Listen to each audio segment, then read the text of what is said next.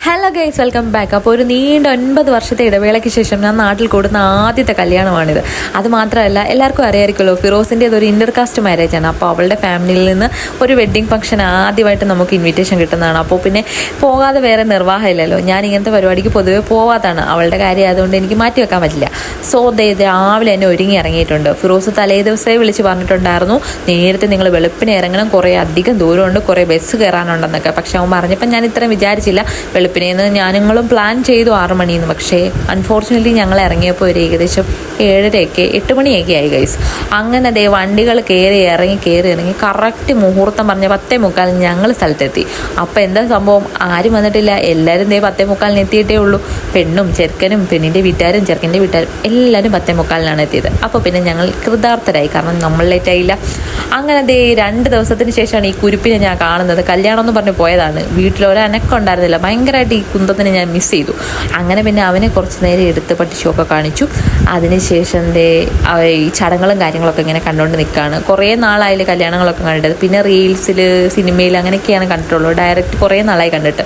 അപ്പോൾ അത് കുറച്ച് നേരം കണ്ടിരുന്ന് ആസ്വദിച്ചു. കുറേ വീഡിയോ ഒന്നും എനിക്ക് എടുക്കാൻ പറ്റിയില്ല, കാരണം എനിക്ക് അവിടെ പോയി കല്യാണം പോലും കാണാൻ പറ്റിയില്ല. ഞാൻ ഇട്ടിരുന്ന ചെരുപ്പ് എന്നെ ചതിച്ചു, കാരണം അത് ലോക്കുള്ളതായിരുന്നു. അത് ഇടണമെങ്കിലും എടുക്കണമെങ്കിലും ഒരാളുടെ സഹായം വേണം. അങ്ങനെ ഒരു അബദ്ധം എനിക്ക് പറ്റി ഗൈസ്. അങ്ങനെ ദൂരെ നിന്ന് കല്യാണമൊക്കെ കണ്ടു. പിന്നെ വിശപ്പിൻ്റെ വിളി വന്നു, കാരണം ഞാൻ നിങ്ങൾ ഇന്നത്തെ ദിവസം ഒന്നും കഴിച്ചിട്ടില്ല. ഉമ്മായിട്ട് ഞാൻ പറഞ്ഞായിരുന്നു കായംകുളത്ത് എത്തുമ്പോൾ ഫുഡ് വാങ്ങിത്തരാമെന്ന്. ഞാൻ ആ ഉമ്മനെയും പറ്റിച്ചു. നേരെ ബസ്സിൽ കയറ്റി ഇനി കൊണ്ടുവരുന്നു. അപ്പം ഉമ്മയെ കുറച്ച് എന്നെ വഴക്കൊക്കെ പറഞ്ഞായിരുന്നു, വിശന്ന്, അപ്പം നീ കാരണം എനിക്ക് ഫുഡ് കഴിക്കാൻ പറ്റിയില്ല എന്നൊക്കെ. അങ്ങനെ ഞങ്ങൾ ഫുഡ് കഴിക്കാൻ വേണ്ടി ഇരിക്കുവാണ്. ഫോട്ടോയ്ക്കൊന്ന് പോസ്റ്റ് ചെയ്യണമെന്ന് പറഞ്ഞിട്ട് അവനെ വിളിച്ചു. അവൻ എന്നെ പട്ടിയാട്ടുന്നല്ല ആട്ടി ഗൈസ്.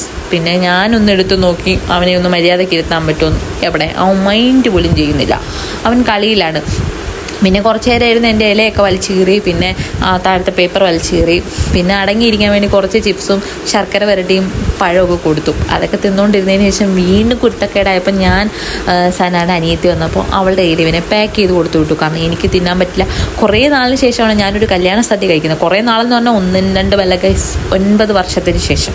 അപ്പോൾ കല്യാണ സദ്യ ആസ്വദിച്ച് കഴിക്കണം എന്നുള്ളതുകൊണ്ട് ഞാൻ കുറച്ച് നേരം അവനെ ഒന്ന് ഹാൻഡിൽ ചെയ്യാനൊക്കെ നോക്കി. ഉമ്മ പിന്നെ ഉമ്മയെ കൊണ്ട് പറ്റുന്ന പോലൊക്കെ നോക്കി, പക്ഷെ നടന്നില്ല. അവനെ ഞങ്ങൾ കൊടുത്തു വിട്ടു ഗൈസ്. ഞാനിപ്പോൾ ഈ വീഡിയോ എഡിറ്റ് ചെയ്യുമ്പോഴാണ് ഞാനൊരു കാര്യം ശ്രദ്ധിച്ച ഗൈസ്. അവർക്കെല്ലാം 2 പപ്പടവും എനിക്ക് 1 പപ്പടമാണ് കിട്ടിയത് ഗൈസ്. ഇത് എൻ്റെ ഇലയല്ല, ഇത് ഫിറോസിൻ്റെ ഇലയാണ് ഗൈസ്. ഈ വീഡിയോ എടുക്കുന്നവനാണ്. എനിക്ക് 1 പപ്പടേ കിട്ടുള്ളൂ. അതിൽ ഞാൻ പ്രതിഷേധിക്കണമായിരുന്നു, എനിക്ക് അപ്പം മനസ്സിലായില്ല. പിന്നെ നാരങ്ങയൊക്കെ കിട്ടി ഗൈസ്. ഈ ആദ്യമായിട്ടാണ് ഒരു സദ്യക്ക് നാരങ്ങയൊക്കെ സ്വന്തമായിട്ട് കിട്ടുന്നത്. അതുമായിട്ട് പുറത്ത് വന്നിരുന്നു. ഇവിടെ വന്നിരുന്നപ്പോഴാണ് എൻ്റെ സൈഡിലിരിക്കുന്നതാണ് സനാട് അമ്മ. ഇതല്ല കേട്ടോ, നേരത്തെ കഴിഞ്ഞു പോയതാണ്. ഇപ്പോൾ ഇരിക്കുന്നത് സനാട് അനിയത്തി, ചേട്ടത്തി.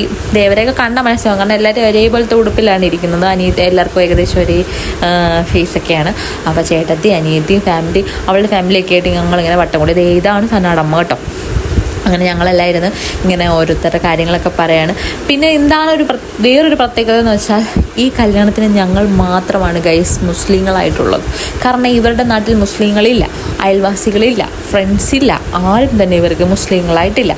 ഞാനും ഉമ്മ, ഫിറോസ്, ഞങ്ങൾ 3 ആൾ മാത്രമാണ് ഈ കല്യാണത്തിന് ഇത്രയും പേര് വന്നതിൽ മുസ്ലിങ്ങളായിട്ടുള്ളത് ഗൈസ്. ആ സത്യം ഞാൻ മനസ്സിലാക്കി. പിന്നെ കല്യാണമൊക്കെ കഴിഞ്ഞതേ തിരിച്ചു പോകുമ്പോഴാണ്, ഇങ്ങോട്ട് വന്നപ്പോൾ സത്യത്തിൽ ഞാൻ ഓട്ടോയിൽ നിന്ന് വളരെ കുറച്ചേ കണ്ടുള്ളൂ. പക്ഷേ അങ്ങോട്ട് പോകുമ്പോഴാണ് ഈ മനോഹരമായ പച്ചപ്പും ഹരിതാപവും ഒക്കെ കൊണ്ട് എന്ത് രസമാണെന്നറിയോ. ഒരു പ്രാവശ്യമെങ്കിലും നിങ്ങളെല്ലാവരും ഈ റോഡിൽ കൂടെ എന്ന് പറഞ്ഞു. ഈ റോഡിൻ്റെ പേരാണ് ബാംഗ്ലൂർ റോഡ്. ഇതിൻ്റെ ബോർഡ് കാണുമ്പോൾ ഞാനിങ്ങനെ സ്ലോ മോഷനിലിട്ട് കാണിക്കാമേ. അത്രയും നല്ല റോഡും അത്രയും നല്ല സ്ഥലവുമാണ്. ഇവിടെ ഇങ്ങനെ ഇരിക്കാനുള്ള സീറ്റുകളും ഊഞ്ഞാലും അങ്ങനത്തെ കാര്യങ്ങൾ കുട്ടികളൊക്കെ ഇരുന്ന് ആസ്വദിക്കുന്ന കണ്ടില്ലേ. ഞാൻ സ്ലോ മോഷനിലിട്ട് കാണിക്കാം. I love Bangalore road. കണ്ടില്ലേ, അത്രയും മനോഹരമായ സ്ഥലമാണ്. ഒരു തവണയെങ്കിലും ഈ സ്ഥലത്തൂടെ ഒന്ന് പാസ് ചെയ്യണം. പ്രത്യേകിച്ചൊന്നുമില്ല, പക്ഷേ ഇങ്ങനെ എവിടെയെങ്കിലും ഇരുന്ന് പച്ചപ്പും ഹരിതാപവും പുഴയൊക്കെ ആസ്വദിക്കാൻ ആഗ്രഹമുള്ളവർക്ക് ഇതൊരു പറ്റിയ പ്ലേസാണ്. അപ്പം നോട്ട് ചെയ്ത് വെച്ചോ, ബാംഗ്ലൂർ റോഡ്. അങ്ങനെ നേരെ വണ്ടിക്കാരൻ ഞങ്ങളെ കൊണ്ടുവന്ന് ഒരു മലയുടെ താഴെ കൊണ്ടുവന്നിറക്കി. അങ്ങനെ തന്നെ വേണം പറയാൻ, കാരണം സനാടെ വീട്ടിലേക്ക് വണ്ടി കയറിയിട്ട് തിരിക്കാൻ പാടാണെന്ന് പറഞ്ഞാൽ ആ മനുഷ്യൻ കൊണ്ടുവന്ന് താഴത്തെ റോഡിൽ കൊണ്ടുവന്നിറക്കി. പിന്നെ ഒരു കയറ്റത്തോടെ കയറ്റം. അവരൊക്കെ ഞങ്ങളുടെ വണ്ടിയിൽ വന്നതാണ്. ഞാൻ ഇത്രയും കയറ്റം കയറി. ഉമ്മ ബാധ്യമായപ്പോൾ കരയാൻ തുടങ്ങി. ഞാൻ പറഞ്ഞു ഇപ്പം റെഡിയാവുമെന്ന് പറഞ്ഞത്. അങ്ങനെ കയറ്റം കയറി അവസാനം സനാടെ വീടിൻ്റെ ഫ്രണ്ടിലെത്തിയിട്ടുണ്ട്. ഈ ആർച്ച് കാണുന്നില്ല, അതാണ് നമ്മുടെ സനാടെ വീട്. അങ്ങനെ നടന്നു കുഴഞ്ഞ് ഞങ്ങൾ ഇവിടെ വന്നപ്പോൾ ഞങ്ങളെക്കാൾ വലിയ ക്ഷീണത്തിൽ 1 പണിയെടുക്കാതെ കിടന്നുറങ്ങുന്നു. അത് കണ്ടപ്പോൾ എനിക്ക് കുറച്ച് അസൂയൊക്കെ തോന്നി. ഇപ്പം സമയം ഏകദേശം 5 മണിയൊക്കെ ആയിട്ടുണ്ട്. ഇപ്പം ഇറങ്ങിയാലേ കറക്റ്റ് സമയം രാത്രിയെങ്കിലും ഞങ്ങൾക്ക് വീട്ടിലെത്താൻ പറ്റുള്ളൂ.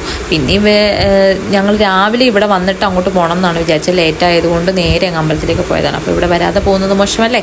അങ്ങനെ നേരെ ഇവിടുന്ന് ചായയൊക്കെ കുടിച്ച് വയറടച്ച് സ്നാക്സ് ഒക്കെ കഴിച്ച് പിന്നെ നേരെ ഞങ്ങൾ പോകാൻ പ്ലാൻ ചെയ്തത്. അപ്പോൾ പോകാൻ ഇറങ്ങിയപ്പോൾ ചേച്ചി ദാണ്ട് ഇവിടെ ഷുഗറിൻ്റെ ഫ്രൂട്ട്സാണ് ഇവിടെ പിടിച്ചതാണെന്നൊക്കെ പറഞ്ഞ് കൊണ്ടുവന്ന് ടേസ്റ്റ് ചെയ്തു. ഞാൻ ടേസ്റ്റ് ചെയ്തില്ല, ഉമ്മ ടേസ്റ്റ് ചെയ്തു. പ്രത്യേകിച്ച് ടേസ്റ്റ് ഒന്നും ഇല്ല എന്നാണ് ഉമ്മ പറഞ്ഞത്. മധുരമൊന്നുമില്ല, ഷുഗറുകാർക്കൊക്കെ കഴിക്കാൻ പറ്റുന്നതാണെന്നു. വീടിൻ്റെ ഫ്രണ്ടിൽ കുറേ പേരയ്ക്ക, മൽബറി അങ്ങനത്തെയൊക്കെ ഉണ്ടായിരുന്നു. എനിക്ക് വീഡിയോ ഒക്കെ എടുക്കണമെന്നുണ്ടായിരുന്നു. പക്ഷേ ഉച്ചക്കത്തെ വെയിൽ കൊണ്ടുകൊണ്ടാണോ എന്നറിയില്ല, നല്ല തലവേദനയായിരുന്നു. ഒരു കട്ടനും വാങ്ങിച്ച് കുടിച്ചു. അവിടെ നിന്ന് കുറച്ച് അമൃതാഞ്ജനം വാരി പുരട്ടിയിട്ടാണ് നേരെ വീട്ടിൽ പോയത്. വീട്ടിലെത്തിയപ്പോൾ ഏകദേശം രാത്രി 9 മണിയൊക്കെ ആയിട്ടുണ്ട്. പിന്നെ പുറത്തുനിന്ന് ഫുഡും വാങ്ങിച്ച് നേരെ വന്നു. ഞാനും ഉമ്മയും കഴിച്ചു, കിടന്നുറങ്ങി. വേറെ ഒന്നും എടുക്കാൻ പറ്റില്ല ഗൈസ്. വീണ്ടും മറ്റൊരു വീഡിയോ ആയിട്ട് കാണാം. ബൈ.